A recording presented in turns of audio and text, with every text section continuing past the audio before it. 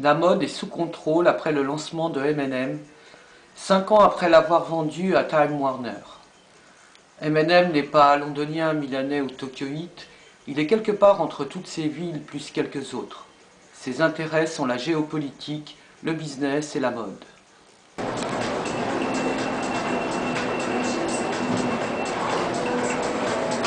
Je vous annonce la réussite de M&M, novateur pour la mode et même pour l'art.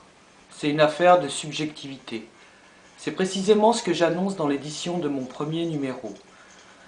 Les séries mode sont inspirées par mon amant, mais les interviews et les portraits des créateurs sont menés par d'autres. M&M est étrangère tout autant que certains sujets, comme ce State of Love, un état informel. La rédaction de M&M est située à Vienne, mais le thème de ce premier numéro est intrigant autant qu'attirant. Love of State. Je ne suis pas un ennemi du peuple, mais pire, de l'humanité. Heureusement, il reste quelques idées pour s'en foutre, pour avoir de l'oxygène, sans histoire, nostalgie ou rêve. C'est plus qu'un dessin. 50 ans pour savoir si un jour je pouvais quitter la mode à cause de sa sociopolitique ou à cause de ses institutions. Mais je n'ai jamais considéré la mode comme un art, parce que le rythme des collections impose une accélération permanente du temps.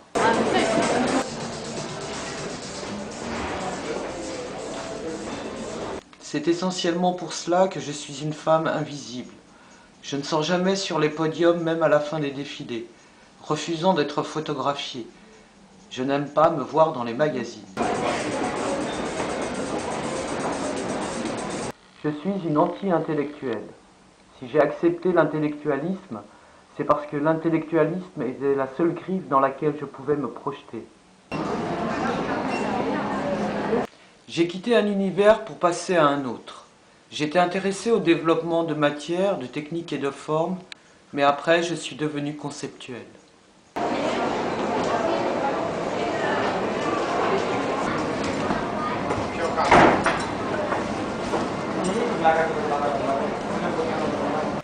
Quand j'ai commencé, je n'avais pas vraiment imaginé la mode.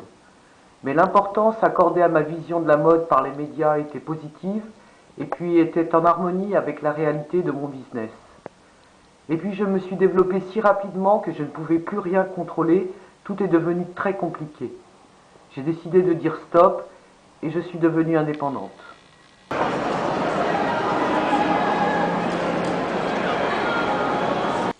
Au début, j'étais parfois vexé qu'on me pique des idées. Ils avaient travaillé pour des griffes de renom, un public très important. Et puis j'ai compris que pour le public, la mode est une histoire de contexte. Je n'y pose plus trop maintenant.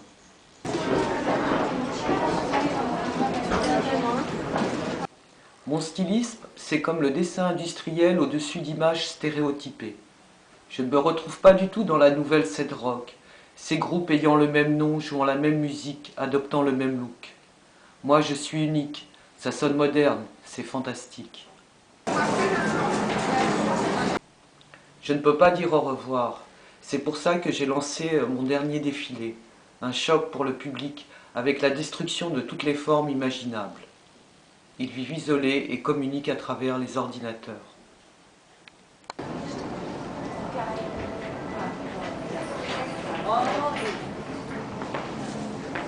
Après avoir changé et bouleversé la mode comme l'avènement des grands groupes, j'ai tout remis en question. L'histoire tourne à nouveau. Des groupes qui rachetaient d'autres griffes pour devenir des business plus importants ont produit une pression sur la presse. Ils ne pensaient qu'à des histoires d'attachés de presse, de clients importants et de défilés. Moi, j'étais très agressive, très fascinante. Et j'avais raison, j'étais alternative. C'est mon génie de me mettre en scène. C'est pour cela que je ne suis pas une pseudo-futuriste avec une esthétique neutre ou des micro-looks. La vitrine doit absolument disparaître. Ce qui est drôle, c'est de voir à quoi elle ressemble et la manière dont elle a évolué. Un bureau de style, c'est un collectif avec une tête créatrice et fondé par des femmes. Elles ont capitulé devant les directions générales et le marketing, avec des formations en école de commerce. Il y a un cadre de pensée ou un style d'ailleurs propre à chacun des bureaux. Le public a envie de ça, des tendances du renouvellement. Mais quand même c'est un drame. Je n'ai jamais fait appel à des bureaux de style comme inspirateur. Je visionne le futur. Futur business, modèle inverse n'est pas pour moi car je suis une experte mondiale et j'ai oublié tout ce qu'il y avait au départ. Cette espèce de microcosme de la mode ou des grands du luxe haut de gamme finalement ne parle qu'à lui-même. C'est-à-dire quelques milliers de personnes qui lisent les comptes rendus des défilés du luxe ou du prêt-à-porter. La vraie vie est assez éloignée. C'est pour ça que le vrai business se fait par ceux qui sont au-dessus de la mode.